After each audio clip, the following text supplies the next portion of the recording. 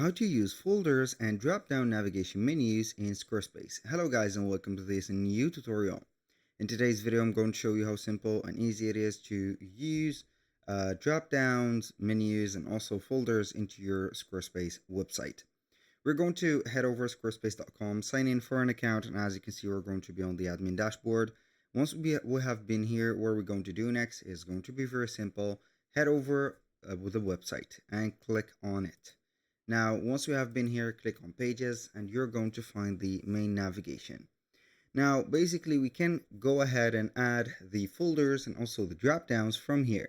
I click on the add page to here we have the main navigation. Here we have the not linked also. It is going to be something real that will not show into this place. They are going to have a link, but they're not going to show. So I'm going to start here on the as you can see here, this place, as you can see, we have already a drop down. So this is a drop down. I click on add, scroll down. Here we have drop down, and the folders are going to be on the drop down.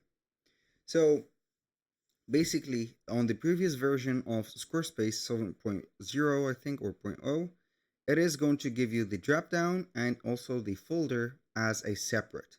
But when you click on drop down here, it is going to show you the drop down.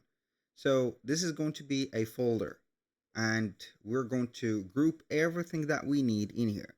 So I'm going to have it as, let's say, drop down, or we're going to let it as a new drop down. We're going to read normally the name of it right there. So it is going to be set another thing right there. Now I'm going to add the home page for it. Here we have the home page, and also I'm going to have the contact link. You're going to see that we have the new drop down.